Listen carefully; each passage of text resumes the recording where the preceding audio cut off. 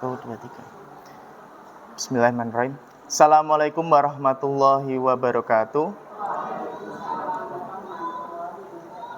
Selamat pagi, terima kasih Bapak Ibu Guru SMA Negeri 1 Welahan atas kehadirannya untuk menghadiri desiminasi budaya positif calon guru penggerak di SMA Negeri 1 Welahan. Nanti saya akan memaparkan budaya positif dan praktek baik yang sudah saya lakukan di SMA Negeri 1 Welahan dan dalam mengikuti program guru penggerak. Untuk berikutnya saya minta Bapak Kepala Sekolah untuk memberikan sambutan untuk acara ini. Untuk Bapak Sekolah, saya persilakan. Assalamualaikum warahmatullahi wabarakatuh.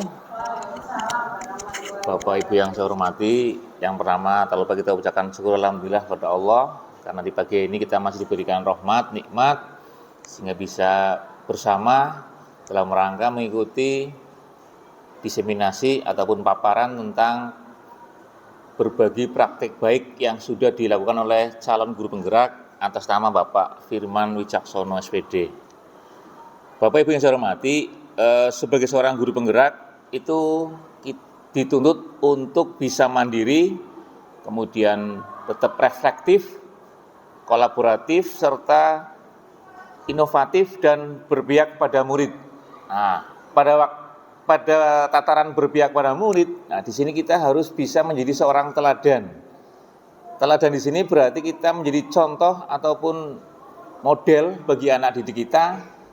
Apa yang kita lakukan itu harus sama dengan apa yang kita ucapkan atau sampaikan. Sehingga pada kesempatan kali ini sebagai seorang calon guru penggerak, Pak Firman dituntut sudah melakukan praktek-praktek baik yang dilakukan di SMA Negeri 1 Welahan. Untuk itu mari kita bersama melihat, menyimak, kemudian nanti mungkin ada sesi diskusi untuk bersama-sama memperdalam lebih lanjut apa itu yang namanya berbagi praktek baik ataupun berbagi praktek baik yang seperti apa yang diharapkan di SMA Negeri 1 Welahan. Saya kira itu nanti mari kita bersama-sama untuk bisa mendengarkan dan menyimak apa yang disampaikan oleh narasumber. Demikian, Assalamualaikum warahmatullahi wabarakatuh. Terima kasih Bapak Kepala Sekolah, Bapak Adi Prayono. Langsung saja kita masuk ke sesi desiminasi Bapak Ibu ya. Assalamualaikum warahmatullahi wabarakatuh. Terima kasih. Hari ini saya akan memaparkan tentang aksi nyata modul 1.4 calon guru penggerak. Di aksi nyata ini saya akan membahas tentang budaya positif. Tentunya budaya positif yang sudah ada di SMA Negeri 1 Welahan. Dan budaya positif apa yang nanti kita bisa praktekkan di SMA Negeri 1 Welahan.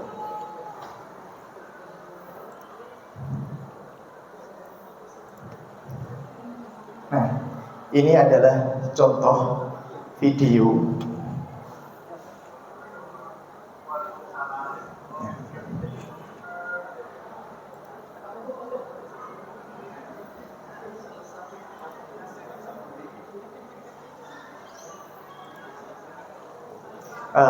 Praktek segitiga restitusi. Apa sih praktek segitiga restitusi itu? Nah, nanti kita akan membahasnya. Nah, di sini saya melakukan praktek baik, yaitu mempraktekkan yang namanya segitiga restitusi untuk menjembatani anak yang melakukan pelanggaran atau mempunyai masalah. Nah, ini contohnya, nanti lebih detailnya kita akan bisa ulang lagi. Ini ada dua video, ya, ada dua jenis kasus yang saya lakukan untuk melakukan praktek baik segitiga restitusi ini. Ya, nih. Nah, sekarang ini Bapak Ibu.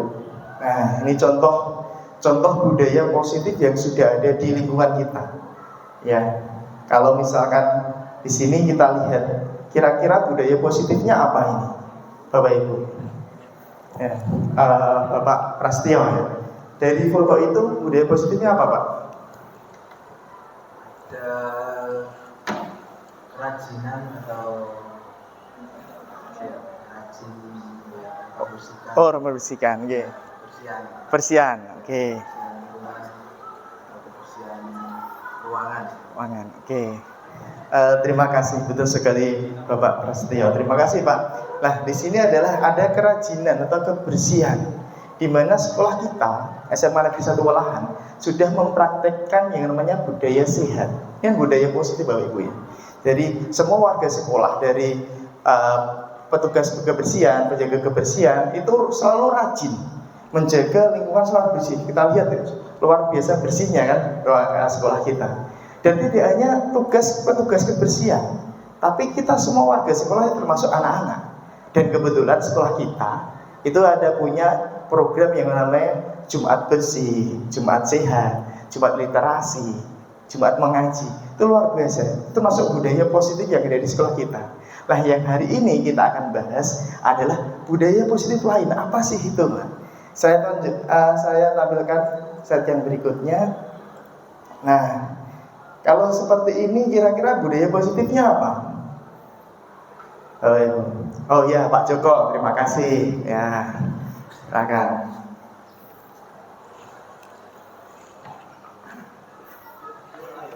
Ya.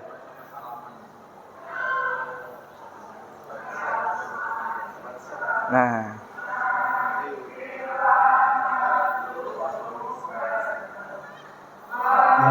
Pertama itu salaman, saya kira lebih ke sopan santun. Sopan santun.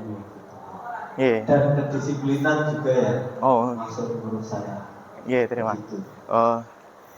Oke, yang kedua itu anak berdoa di kelas.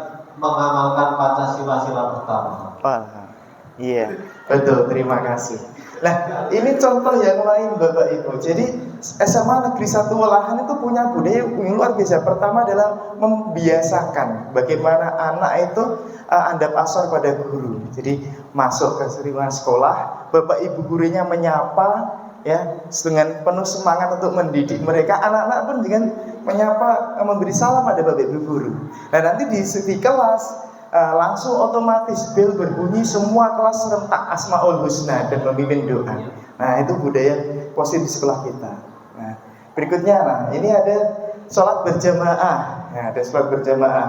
Ini rutin, jadi tiap istirahat langsung ya anak-anak tuh sholat berjamaah. Dan ini apa? Ini ada anak pingpong. Nah, ini di waktu istirahat tuh Ibu.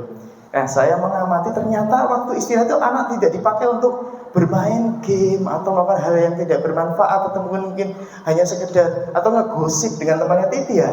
Tapi ternyata mereka punya kebiasaan bagus, yaitu berolahraga. Nah, kita lihat ini. Nah, ini yang sangat menyenangkan ya. Nah, jadi yang mana sekolah itu tempat yang menyenangkan buat mereka. Di saat ada jam istirahat atau ada jam yang mereka tidak KBM, mereka melakukan kegiatan ini. Nah, ini seperti ini. Nah, kita lihat ada yang badminton, ada yang bermain takraw ya, ini bola ya. Dan sekolah kita juga berprestasi di bidang takraw, sepak bola dan sebagainya. Nah, dalam bidang olahraga tidak kalah juga. Ini budaya positif lah. Yang kita bahas 3 ini kan sudah. Apa sih budaya positif yang belum berada di sekolah kita atau mungkin belum maksimal dalam pengimplementasiannya? Nah, ini saya mengutip dari Ki Hajar Dewantara. Merdeka menurut Ki Hajar Dewantara itu, merdeka tidak hanya terlepas dari perintah, ya, akan tetapi juga cakap buat memerintah diri sendiri. Jadi yang namanya merdeka itu kita harus bisa cakap untuk memerintah diri sendiri. Ya, seperti itu. Nah, berikutnya. Nah, ini ada pertanyaan nih. Apakah sekolah kita sudah menerapkan budaya positif? Tentu kalau dari melihat respon tadi jawabnya iya, itu ya Bapak Ibu ya. Nah, karena beberapa kita sudah melihat apa yang sudah jadi kebiasaan sekolah kita. Nah, sekarang ini misalkan ada permasalahan siswa. Nah, kita bukan bagaimana budaya positif dalam penanganan permasalahan siswa. Nah, sekolah kita perlu nih menguatkan budaya positif dalam penanganan permasalahan siswa. Nah, ini ada pertanyaan yang nanti akan kita bahas ini. Oke. Ya, ini berikutnya. Nah, ini setuju atau tidak ya Bapak Ibu ya? Yang pertama, hukuman dapat mendisiplinkan siswa. Bagaimana Ibu? Setuju atau tidak? Hukuman itu dapat mendisiplinkan siswa. Bapak Mustaqim. Enggak, Pak. Hukuman dapat mendisiplinkan siswa. Setuju atau tidak, Pak? Bisa ya, bisa tidak, Pak. Oh, bisa ya, bisa tidak. Oh, oke. Bisa ya, bisa tidak. Tidak, oke, ya. Terima kasih. Ada pendapat lain luar biasa. Monggo, Bu Us ya. Oke, untuk hukuman dapat mendisiplinkan siswa. Dilihat hukumannya yang seperti apa, hukuman yang manusiawi yang sesuai dengan apa umur siswa, usia siswa. Kenyataannya pada zaman dulu waktu kita kecil, kita sekolah itu memang kalau kita salah itu dihukum, tapi hukumannya juga kita rasakan itu bukan hukuman, tapi itu adalah kasih sayang dari Bapak Ibu guru. Mungkin zaman sekarang karena zamannya sudah berubah, jadi hukuman sedikit itu dianggap bukan kasih sayang. Itu bedanya. Jadi sangat berbeda sekali itu Pak. Terima kasih. Terima kasih. Ini sudah mewakili jawaban dari teman-teman berikutnya ya. Nah, ini ada pemberian hukuman dengan hal positif seperti membaca atau membersihkan lingkungan sekolah dapat meningkatkan kedisiplinan siswa. Setuju apa tidak, Bu? Yang kedua, poin kedua. Jadi menghukum dengan hal positif seperti membaca, seperti ada anak terlambat sekolah kita menerapkan disuruh asmaul husna seperti itu. Terus ada membersihkan lingkungan itu dapat meningkatkan kedisiplinan siswa kan? Kalau kita lihat ternyata menurun tuh. Nah, jadi mungkin dari di situ bisa kita anggap oh bisa nih ya. Jadi hukuman yang positif itu ternyata bisa gitu. Nah, yang berikutnya nih, memberi penghargaan dapat meningkatkan motivasi belajar anak. Nah, tentunya sering ya kita sebagai guru, oh pintar gitu, atau mungkin kasih hadiah kalau dapat sebagainya lah. Penghargaan yang seperti apa atau bagaimana yang nanti bisa memotivasi belajar anak. Saya lanjutkan berikutnya. Nah, ini ada teori kontrol oleh Dr. William Glasser. Yang pertama ada ilusi bahwa guru itu mengontrol murid. Jadi tidak tepat ya. Jadi guru itu bisa mengontrol murid itu tidak tepat juga. Jadi itu sebuah ilusi. Yang kedua adalah bahwa semua penguatan positif efektif dan bermanfaat gitu. Nah, jadi semua positif efektif dan bermanfaat itu juga ilusi juga. Nah, berikutnya adalah kritik. Ada yang membuat orang merasa bersalah dapat menguatkan karakter. Kita mengkritik orang yang berbeda dapat menguatkan karakter. Nah, itu juga ilusi juga. Dan yang terakhir adalah orang dewasa memiliki hak untuk memaksa. Nah, itu juga ilusi. Jadi seorang dewasa belum tentu bisa punya hak untuk memaksa pada orang lain. Ya, oke. Berikutnya, nah ini ada teori stimulus respon ya, tentang kepada pendekatan teori kontrol. Ada stimulus respon realitas, kebutuhan kita sama. Kalau dalam teori kontrol, kebutuhan kita itu berbeda. Nah, ada semua orang berjalan yang sama. Dalam teori kontrol, setiap orang memiliki gambaran yang berbeda. Dan kita mencoba mengubah orang agar berpandangan sama dengan kita. Dalam teori kontrol, kita berusaha memahami pandangan orang lain tentang dunia. Perilaku buruk dilihat sebagai suatu kesalahan. Di dalam teori kontrol, semua perilaku memiliki tujuan. Dan orang lain bisa mengontrol saya, hanya Anda yang bisa mengontrol diri Anda. Itu dalam teori kontrol. Terus berikutnya, saya bisa mengontrol orang lain. Di dalam teori kontrol, Anda tidak bisa mengontrol orang lain. Pemaksaan pada saat rujukan gagal, kolaborasi dan konsensus menciptakan pilihan-pilihan baru. Dalam teori kontrol. Dan yang terakhir, model berpikir menang kalah. Di dalam teori kontrol, model berpikirnya adalah menang dan menang. Seperti itu Bapak Ibu.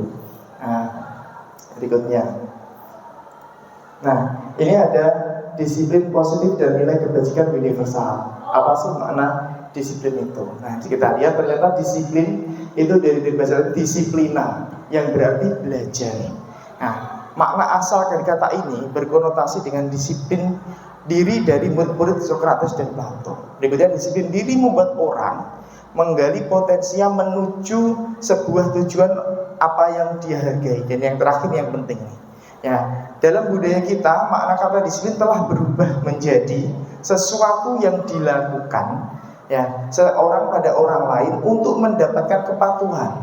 Kecenderungan umumnya adalah menghubungkan kata disiplin dengan ketidaknyamanan, bukan dengan apa yang kita hargai atau pencapaian suatu tujuan yang mulia. Oke, berikutnya. Nah, ini nilai-nilai kebajikan universal. Dan di dalam kurikulum Merdeka ini, pemerintah kita sudah merancang bagaimana biar bisa menciptakan anak-anak yang bisa mandiri, ya kan, terus bisa berdaya saing dan kreatif. Itu terus akhirnya tercetuslah namanya profil pelajar Pancasila. Ada 6, Ibu. Pertama, beriman bertakwa kepada Tuhan Yang Maha Esa dan berakhlak mulia, mandiri, bernalar, kritis, berkebinekaan global, bergotong royong dan kreatif. Nah, itu nilai kebajikan yang bersifat universal. Nah, yang berikutnya, nah ini ada sebagai seorang guru saat Anda hadir mengajar di kelas tepat waktu, motivasi apakah yang mendasari tindakan Anda?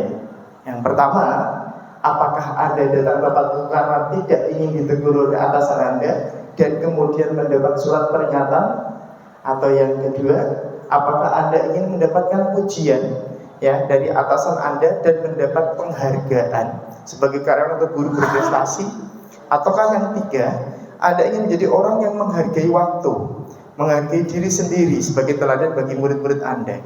Ya, karena Anda percaya tindakan Anda sebagai guru akan dicontoh oleh murid-murid Anda sendiri. Oke, nah di sini ada pertanyaan, manakah motivasi yang paling kuat mendasari tindakan Anda? Atau bahkan ada kombinasi dari dua ataupun tiga-tiganya? Ada yang mau berpendapat? Oh iya, Pak Umam, terima kasih. Ya, dari ini kira-kira pendapat Pak Umam yang mana? Oke, dari ketiga hal tersebut, mungkin yang pertama karena emang menghargai waktu, menghargai diri sendiri, tapi tidak dipungkiri juga dikombinasikan juga dengan hal yang kedua, ya penghargaan manusiawi lah. Oke, tapi yang niat utama emang untuk menghargai dari diri sendiri. Terima kasih. Oke.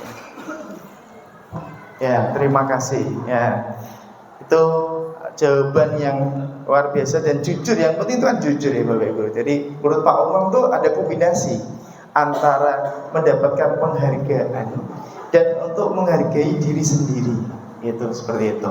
Ya, kita lihat, kita belajar yang materi berikutnya. Nah, ini ternyata Bapak Ibu, teori motivasi perilaku manusia itu ada 3, ya kan? Ada pertama, untuk menghindari ketidaknyamanan atau hukuman.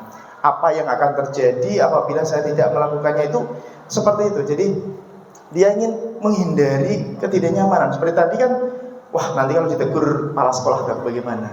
Nah, itu yang pertama, motivasinya pertama itu. Yang kedua adalah untuk mendapatkan imbalan dari orang lain. Ya, apa yang akan saya dapatkan apabila saya melakukannya? Ya, seperti mungkin kita jadi orang tua ke anak, nah tolong belikan ini, nanti saya kasih ini. Nah, anak itu melakukan itu gara-gara ada motivasi mendapatkan imbalan. Gitu. Nah, yang ketiga ini untuk menghargai diri sendiri.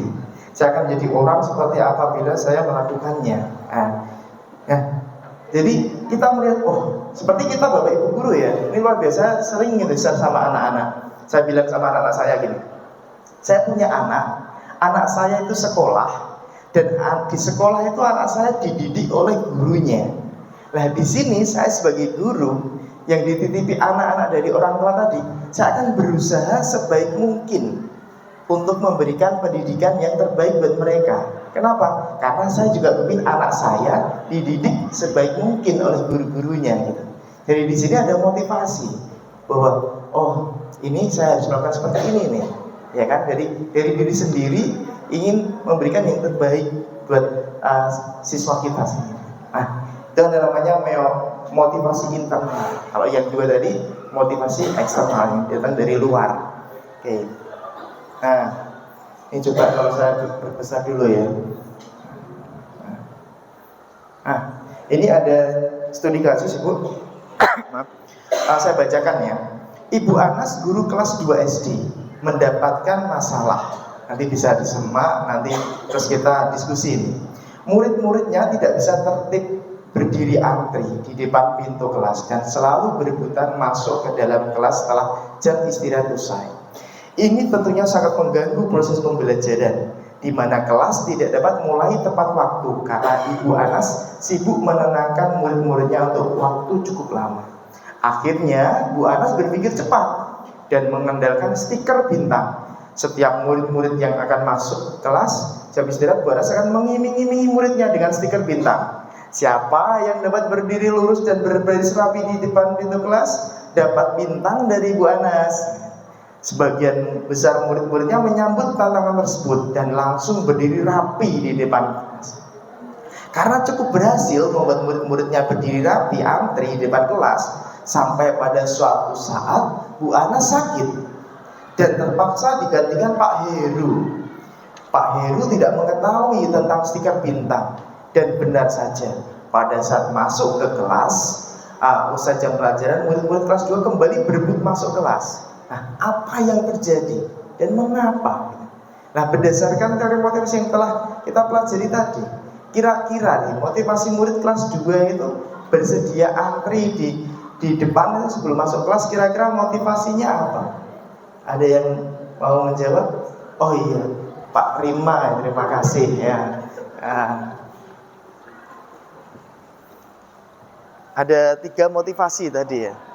Ya, menghindari hukuman, mendapatkan penghargaan, sama untuk menghargai diri sendiri, Pak. Ya, kalau dari studi kasus ini, sepertinya anak-anak kelas 2 ini masih termotivasi dengan adanya pemberian Bintang. Oh. Untuk yang timbul di internal sepertinya masih Belum. Oke. Terima kasih. Ya, betul sekali Bapak Ibu. Ya, terima kasih Pak Rima. Jadi siswa setelah nggak didapat bintang karena diajar Pak Heru, ternyata kembali ke rumah lagi gitu ya. Nah sekarang, kita terus pasti ada cara lain nih kalau kita mau berupaya, pasti cara berikutnya apa ya yang biar tanpa stiker lah. Nanti kita memicu pemikiran kita bagaimana tanpa stiker anak bisa rapi gitu ya. Oke. Maaf nih.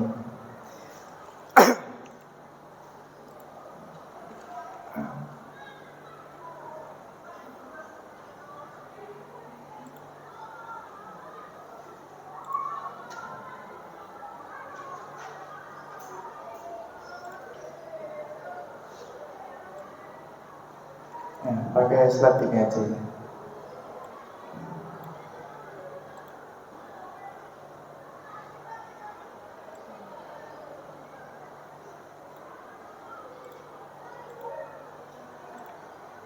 Nah, ini ternyata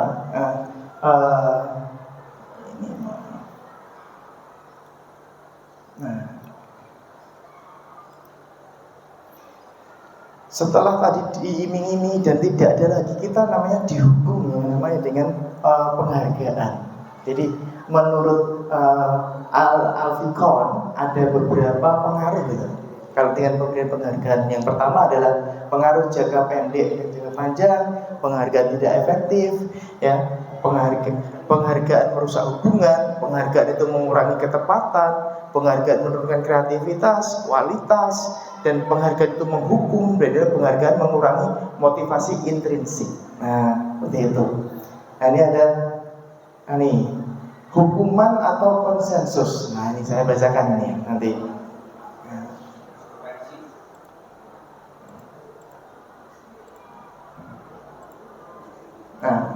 Iva kurang menguasai pelajaran matematika sehingga saat pelajaran tersebut berlangsung, dia lebih berdiam atau diri atau menggambar di buku pelajarannya. Pada saat guru matematikanya Pak Seno menanyakan pertanyaan pada Iva menjadi gugup dan tak sengaja menjatuhkan tasnya dari kursi serta tiba-tiba menjadi gagap. Dan saat berupaya menjawab, seluruh kelas pun tertawa melihat perilaku Iva yang berbicara tergagap dan terkejut tersebut. Pak Seno pada saat itu membiarkan teman-teman IFA menertawakan IFA yang tergagap dan malu luar biasa. Dan malahan meminta IFA untuk maju ke depan dan berdiri di depan kelas sambil menunjuk hidungnya. Ya, karena tidak bisa menjawab pertanyaan Pak Seno tadi. Kelas makin gaduh dan anak-anak pun tertawa melihat IFA di depan kelas memegang ujung hidungnya. Nah ini, apakah Anda setuju dengan tindakan Pak Seno terhadap IFA? Ya. Ada yang mau berkomentar? Oh ya Pak Kunduri, terima kasih. Ya.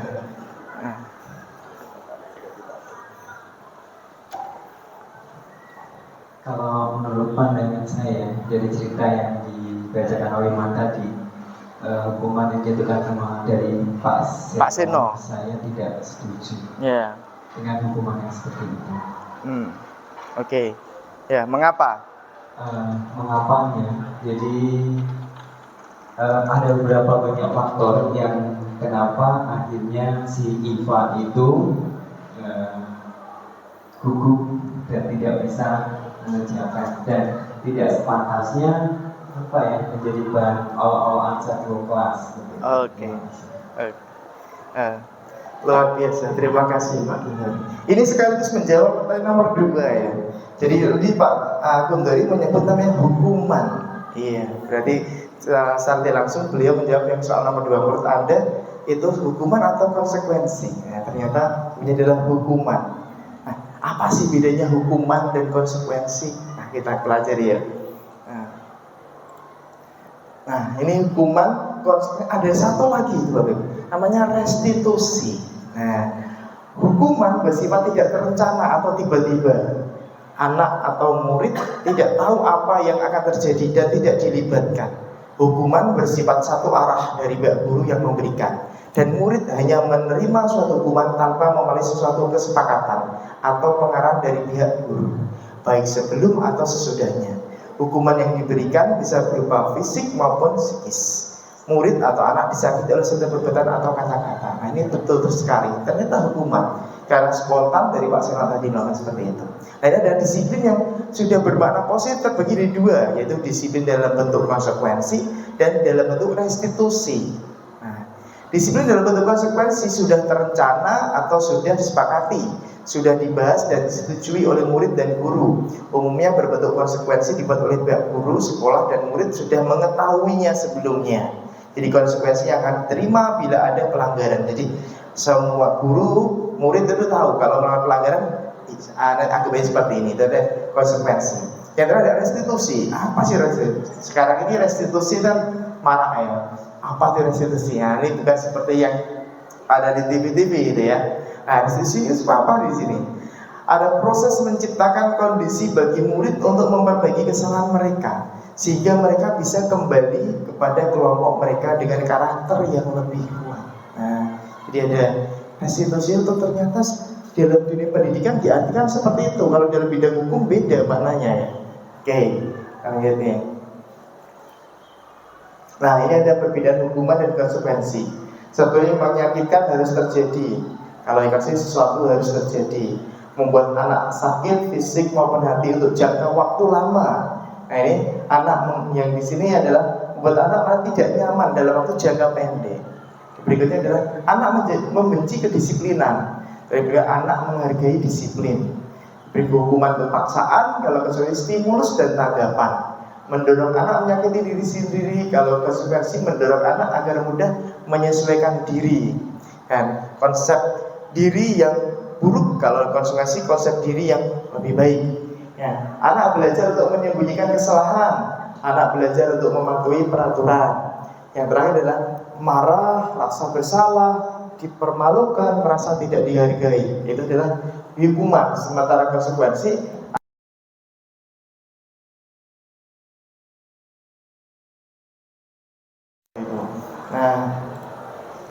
ini restitusi. Apa itu restitusi?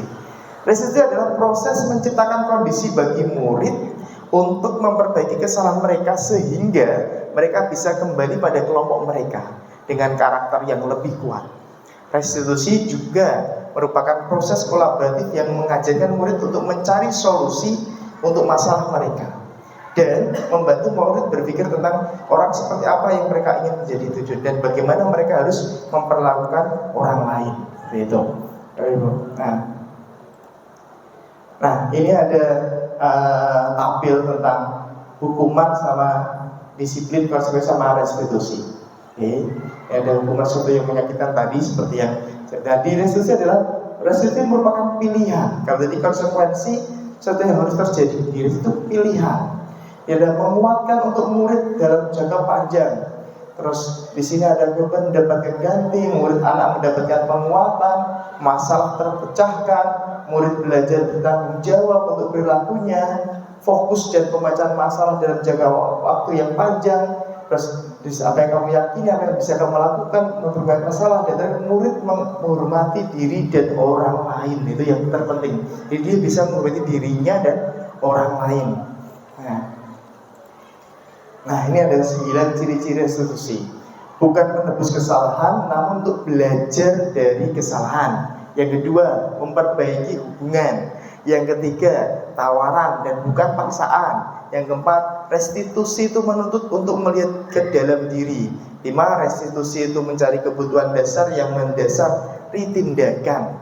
Yang keenam adalah restitusi diri adalah cara yang paling baik. 7, restitusi fokus pada karakter, bukan tindakan. Jadi pada karakternya Bapak Ibu. Berikutnya adalah fokus pada solusi. Dan yang terakhir, mengembalikan murid yang berbuat salah pada kelompoknya, tapi dalam suasana yang sudah berbeda. Dia sudah menciptakan karakter baik tadi. Oke. Nah, sekarang ini ya, pembentukan keyakinan sekolah atau kelas.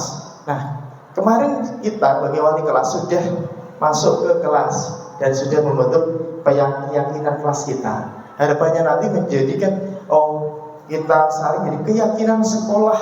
Nah, itu ada beberapa poin. Yang pertama itu bersifat abstrak daripada peraturan yang lebih rinci dan konkret. Keyakinan kelas harus berupa pernyataan universal.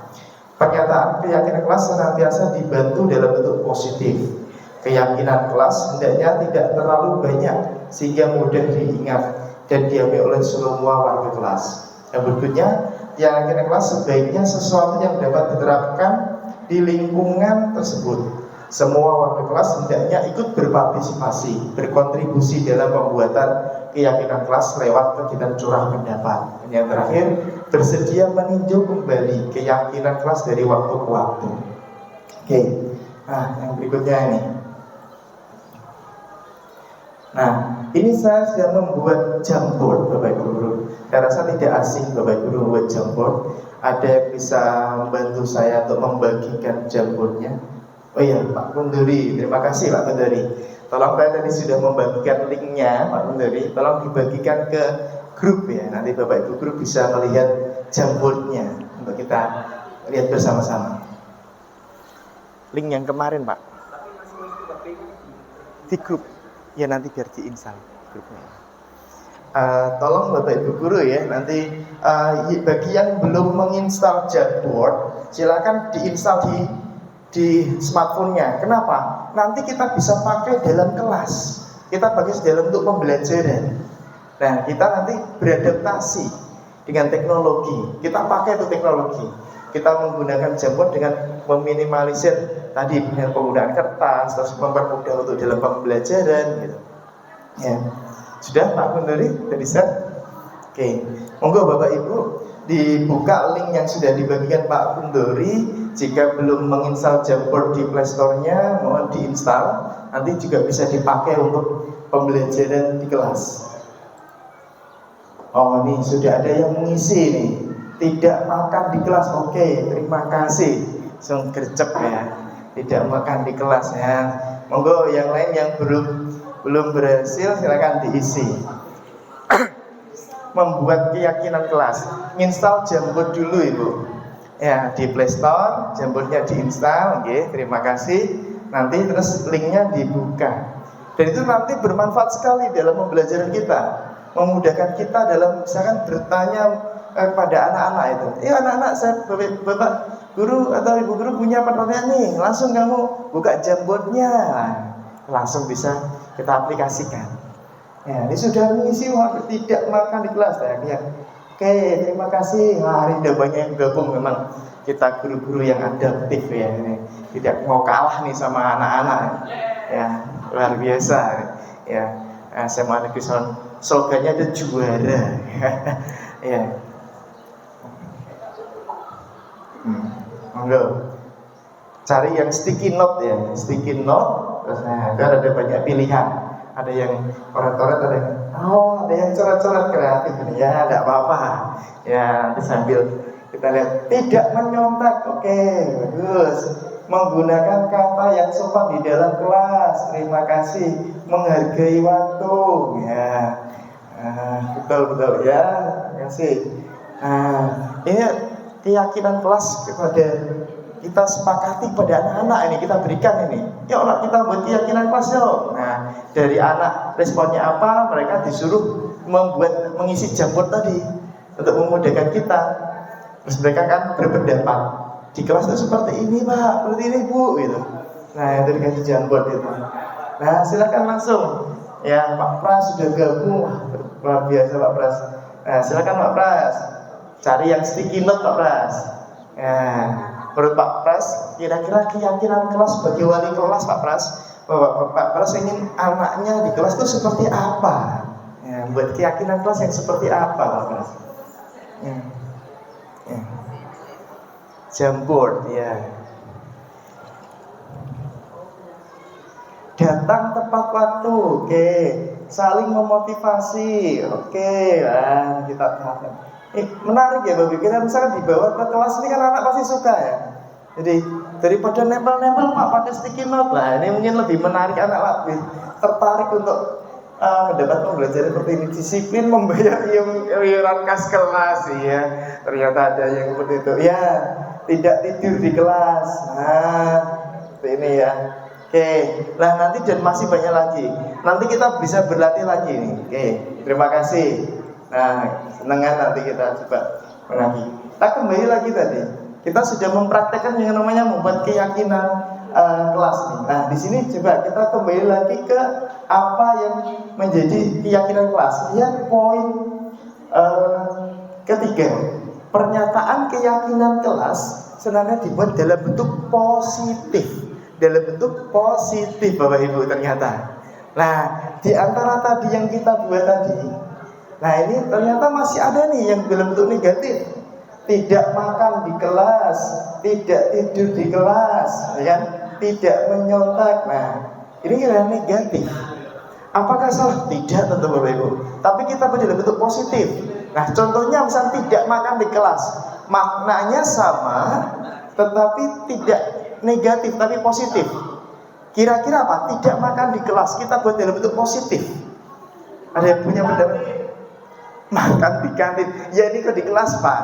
Ya, kira-kira apa? Betul, jadi betul, terima kasih Bu Nur Hidayah. Ini biar didengar sama teman yang lain Bu. Monggo Bu.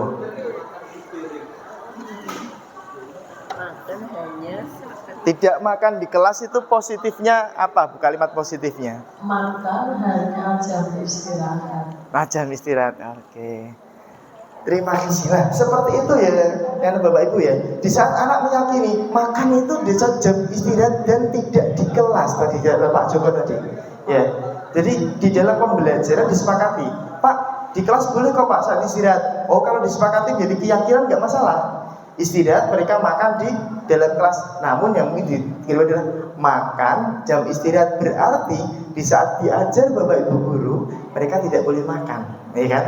Kalau sudah menjadi keyakinan itu kan, oh iya boleh kok Bapak Ibu guru, saya di kantin itu rame, uyel-uyelan, saya beli atau saya bawa dari rumah, saya makan di kelas. Nanti akan ada muncul keyakinan berikutnya, apa itu? Kira-kira apa?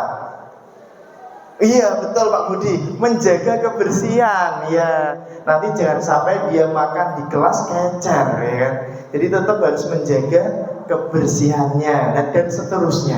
Nah, ini akan pembahasan yang menarik pada anak-anak itu. Nah, dan mereka akan meyakini itu keyakinan kelas kita. Dan nanti ditempel ya Bapak Ibu, ditempel yang besar di kelas biar mereka selalu ingat. Oh ini jadi keyakinan kelas saya. Oke. Berikutnya nih saya lanjutkan dulu.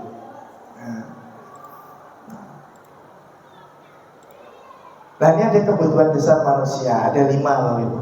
Kebutuhan untuk bertahan hidup, kebutuhan untuk kasih sayang dan rasa diterima, ada kebebasan, kesenangan, dan penguasaan. Nah di sini Bapak Ibu, di saat anak kita menjadi masalah dalam anak kita, misalkan contohnya studi kasus yang paling banyak terjadi itu dengan fenomena sering kecacatan teknologi, anak sering bermain game itu di kelas, anak itu sering mengantuk, ya kan? Pasti Bapak Guru menjumpai seperti itu ya. Nah kira-kira nih kebutuhan dasar apa ini yang dipenuhi dia? Kenapa kok dia tidur di kelas? Gitu. Dari ini kebutuhan dasar dia apa? Ya, ada yang mau memberi tanggapan? Oh ya, Bu Amal, terima kasih. Anak tidur di kelas, Bu Amal. Dia ingin memenuhi kebutuhan dasarnya apa? Terima kasih Pak Firman. Kalau menurut saya, anak tidur di kelas itu berarti kebutuhan untuk bertahan hidupnya belum terpenuhi. Jadi sepertinya belum mampu mengatur waktu dengan baik, sehingga itu bisa istirahat. Oh ya. Oke. Terima kasih Bu Amel. Ya betul. Jadi dia tubuh itu kan nggak bisa dibohongi ya. Di saat memang capek, lelah, ya tetap otomatis pasti akan merespon dengan ngantuk dan akhirnya tidur. Itu untuk kebutuhan bertahan hidup. Nah, ada rasa kasih dan rasa diterima. Nah mungkin yang sering terjadi itu ada anak itu cari perhatian gitu kan. Dia ingin diperhatikan sama orang tuanya atau mungkin sama gurunya. Nah, itu ingin memenuhi kebutuhan dasar itu dia. Ada kebebasan, ya kebebasan. Anak kok nggak masuk kelas, masuk sekolah ini apa ya? Ternyata dia ingin memenuhi kebebasan. Saya nggak mau dikekang, saya mau bisa bersama kemari semua. Itu dia memenuhi kebutuhan hidupnya itu tadi. Terhadap kesenangan, diajar. Waktu kita asik mengajar, ternyata anak ada yang bermain game. Nah, dia ingin memenuhi kebutuhan dasarnya tadi berupa kesenangan. Saya nggak senang pelajaran ini diajar sama Pak ini, Bu ini. Saya pengen senang Nah, kecuali kalau gurunya menyenangkan, pasti dia nggak bermain game karena dia mencari kebutuhan dasarnya itu kesenangan. Akhirnya dia bermain game tadi di dalam kelas. Jadi penguasaan, ya. Misalkan dia merasa paling kuat, paling besar sendiri, lah di situ mungkin dia tanpa sengaja dia membuli temannya atau mungkin bertindak seolah kuasa di situ. Dia merasa, wah saya ini kuasa nih. Ya, dia seolah ingin memenuhi kebutuhan dasarnya dari berupa penguasaan. Termasuk misalkan kita ingin menjadi kalau ini pemimpin, gitu kan? Kita menjadi anggota dewan dan itu kebutuhan dasar kita terus penguasaan. Kita ingin punya kekuatan. Ya, wah saya mampu nih mencalonkan diri anggota dewan. Nah itu kita memenuhi kebutuhan dasar kita yang berupa penguasaan. Itu Bapak Ibu. Nah, di sini ada 5 posisi kontrol. Apa itu? Ternyata Bapak Ibu secara tidak langsung kita menjadi guru itu, kita memainkan 5 posisi kontrol. Apa saja? Yang pertama adalah penghukum. Berarti tadi, jadi Pak Seno tadi menyuruh, walaupun tidak jadi dia penghukum. Atau mungkin tadi anak terlambat, udah kamu tulis ini 2 kali. Nah itu kita menjadi penghukum. Ya. Ada pembuat rasa bersalah. Misalkan tadi anak melanggar, kamu kan sudah diberitahu Bapak Ibu guru kalau jam kosong itu di dalam kelas. Kemarin Bapak ditegur sama Pak Kepala Sekolah loh. Kelas kamu itu ramai sendiri. Saya jadi wali kelas kan gimana gitu. Nah itu akhirnya anak jadi rasa bersalah. Ya kan? Jadi seorang guru tadi jadi pembuat rasa bersalah. Itu menjadi teman. Ya kan? Ya misalkan kita akrab sama siswa terus, oh sini bapak saya bantu, ya nggak apa-apa, nggak usah malu-malu sama bapak, bapak kan mengajarimu. Jadi kita berusaha menjadi teman mereka dan pemantau. Ya kita amati misalnya dalam kita ngajar, oh anak ini kok kemarin begini, sekarang kok ini belajar menurun ya, terus kita tanya kenapa. Nah di situ kita menjadi pemantau. Nah yang terakhir adalah manajer. Nah ini peran kita, bagaimana sih menjadi manajer? Jadi guru yang bersifat sebagai manajer tadi. Nah itu bisa membuat anak gimana menyadarinya bahwa kita mengarahkan anak untuk menjadi pribadi yang disiplin dan berkarakter baik. Ya.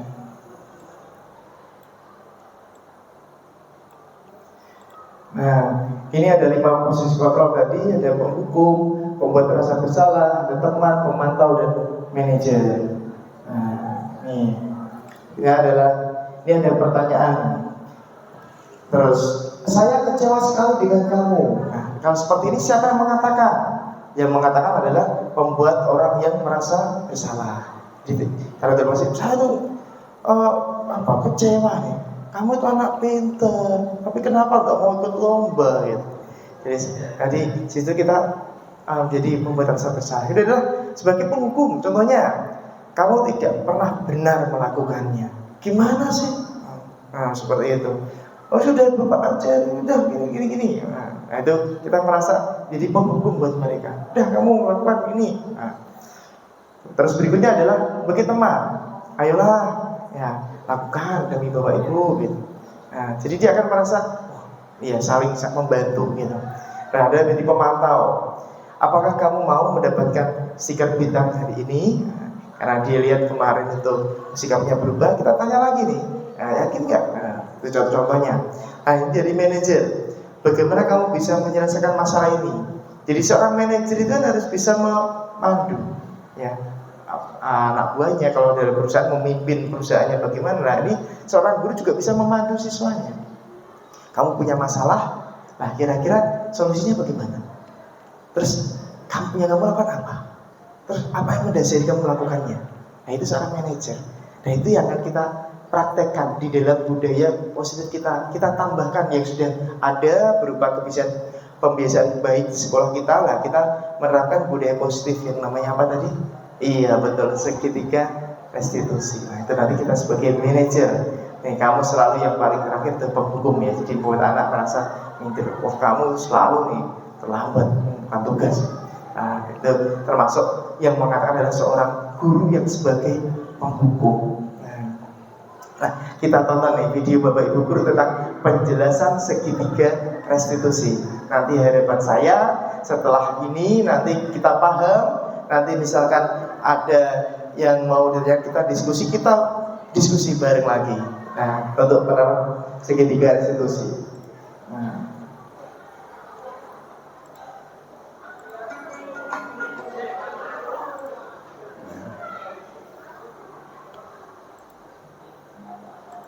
Salam dan bahagia Ibu dan Bapak guru hebat. Pada video kali ini kita akan membahas tentang salah satu program disiplin positif yang diterapkan di lingkungan sekolah yang dikenal dengan nama restitusi.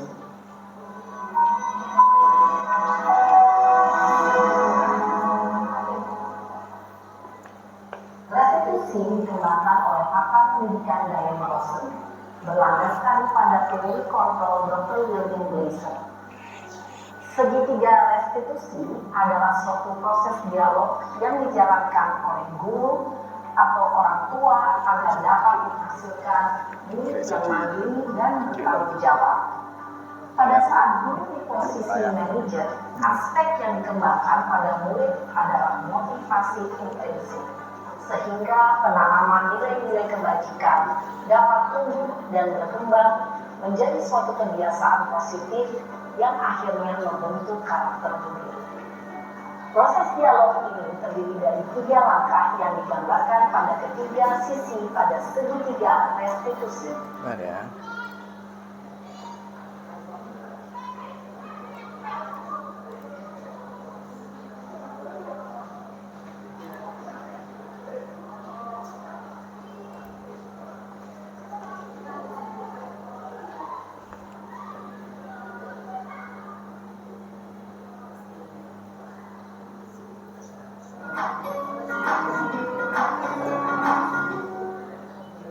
Salam dan bahagia Ibu dan Bapak guru hebat. Pada video kali ini kita akan membahas tentang salah satu program disiplin positif yang diterapkan di lingkungan sekolah yang dikenal dengan nama restitusi.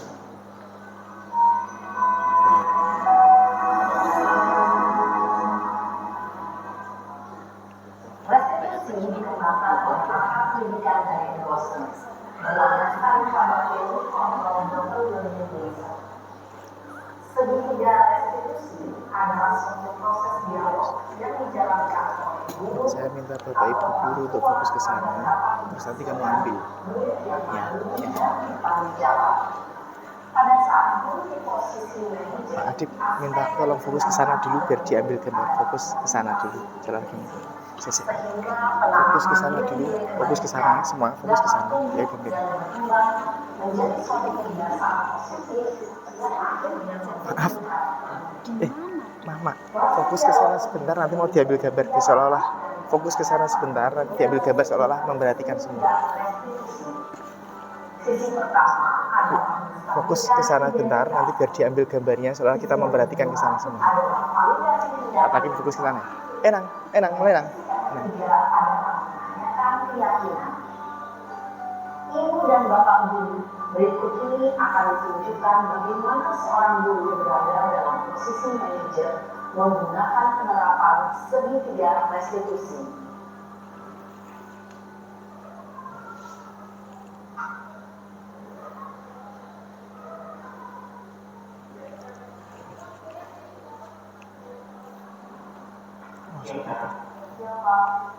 Sudah lama nggak bisa?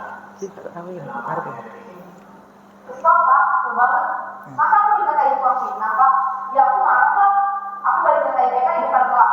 Tuh banget. Oh begitu. Ya pasti kamu marah dan kesal. Bapak juga akan marah apabila ada yang menuduh bapak seperti itu. Kemudian pada saat itu kamu mau melakukan apa? Ya saya ngatain mereka pak. Tuh banget. Saya bentak-bentak dia di depan teman-teman lain. Oh begitu. Pasti kamu melakukan seperti itu karena suatu alasan tertentu kan? Iya pak, saya diam saja pak. Ya saya bela diri lah. Masa saya dituduh tukang fitnah? Ya wajar lah. Mempertahankan harga diri itu sesuatu yang penting buat kamu. Untuk kamu tidak memiliki gambaran, hanya meminta-minta. Iya pak. Untung saya masih bersabar dan hanya meminta saja. Sudah gemes pak ya pak. Saya pasti bela diri lah. Ya pasti ya. Tapi kamu memilih untuk tetap bertahan dan bersabar. Kamu memilih untuk tidak berbuat lebih parah lagi kan? Iya. Nah, sekarang coba kita lihat lagi tindakan kamu yang bentak-bentak mereka di kelas. Tindakan kamu itu kira-kira sesuai dengan keyakinan kelas atau prinsip kamu tidak? Enggak lah pak. Capek pak jadi pengarah. Jadi keyakinan atau prinsip mana yang kurang sesuai dengan keinginan kamu? Ya, saya sebenarnya sangat menghargai orang lain. Mungkin saat itu saya menjadi emosi, jadi tidak menyimpan itu. Kamu meyakini tidak? Menghargai orang lain itu penting buat kamu. Yakin lah pak. Iya, setuju. Kita harus saling menghargai. Namun ada juga keyakinan yang kita sepakati yang perlu kita jalankan apabila kita sedang marah kan? Ya, saya bisa beraktif mulai dengan diri sendiri. Saya bisa jadi lebih sabar, mengambil waktu tidak untuk berpikir mau apa selanjutnya. Kira-kira kamu bersedia memperbaiki masalah ini tidak? Bersedia pak. Kalau kamu memperbaiki masalah ini, kamu akan menjadi orang seperti apa? Saya akan menjadi orang yang bertanggung jawab kali ya pak. Dan senantiasa proaktif. Iya, menurut kamu bagaimana rasanya menjadi orang seperti itu? Ya nyaman lah, bangga bisa bersabar dan bertahan diri. Baiklah kalau begitu. Yuk kita pikirkan bagaimana memperbaiki masalah ini.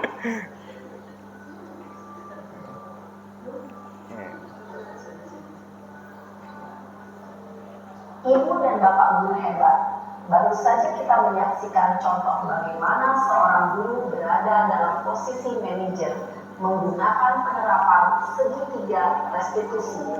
Mari kita bahas satu persatu.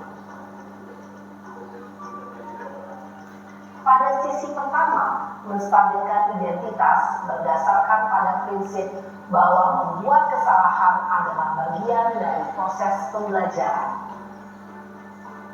Sisi pertama dari segitiga ini berperan menggeser identitas murid dari identitas gagal ke identitas sukses.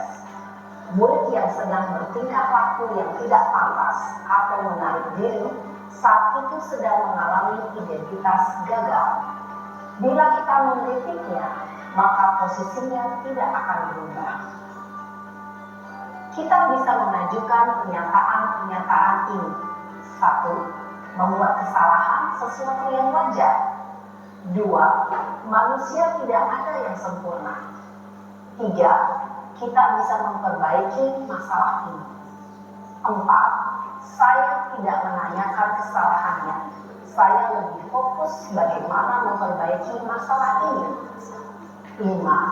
Apakah saat ini kamu pernah menjadi orang yang baik untuk dirimu sendiri?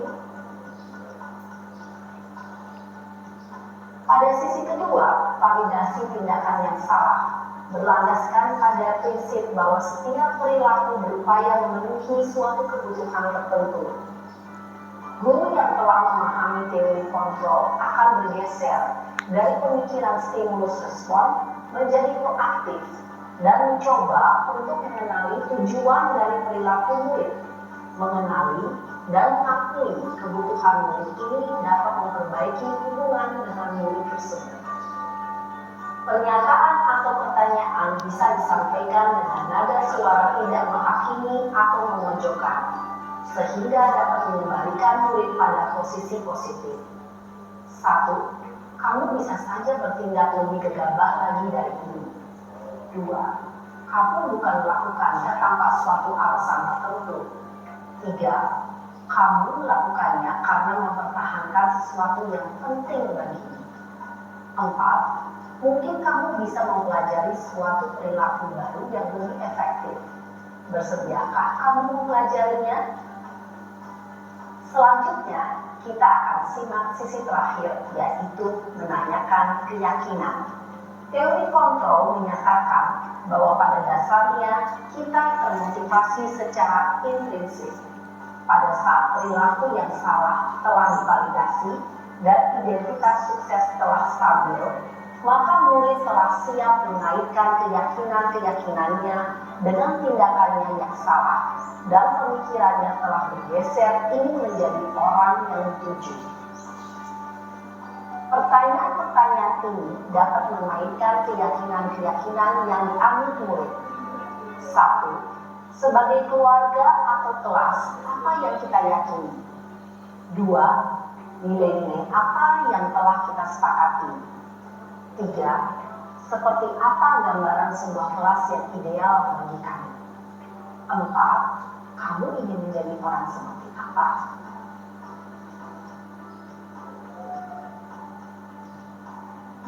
Dalam menerapkan segitiga restitusi, perlu diperhatikan beberapa hal, yaitu 1. Perilaku yang salah perlu dikaitkan dengan nilai-nilai atau keyakinan-keyakinan yang telah disepakati atau dituju. 2. Kesediaan orang yang melakukan kesalahan untuk memperbaiki masalah. 3. Pemecahan masalah sebisa mungkin relevan atau memiliki hubungan dengan masalah yang ada. 4. Usaha. Perlu adanya suatu usaha perbaikan dari pihak yang berbuat kesalahan. 5. Waktu. Perlu didedikasikan waktu dari pihak yang berbuat kesalahan. Tanyakan kapan akan mulai diberlakukan usaha untuk memperbaiki masalah. Dengan memahami struktur penerapan segitiga restitusi, diharapkan guru dapat menerapkan posisinya sebagai manajer dengan mengajukan pertanyaan-pertanyaan bermakna yang dapat membuat murid menjadi lebih percaya diri, bertanggung jawab, dan mandiri. Nah, ibu bapak guru, perlu tidaknya mengikuti ketiga tahapan dalam segitiga restitusi bergantung pada ringan beratnya suatu permasalahan. Misalnya, bila permasalahan tersebut ringan, maka tidak perlu dijalankan secara berurutan. Bahkan bisa semudah menanyakan apa keyakinan yang kita sepakati. Dengan menjalankan segitiga restitusi, dengan mengajukan pertanyaan-pertanyaan bermakna, diharapkan murid menjadi lebih kuat secara pribadi, dapat membuka wawasan murid agar dapat menyelesaikan permasalahannya sendiri, semakin percaya diri, mandiri, dan merdeka. Salam dan bahagia, ibu bapak guru hebat.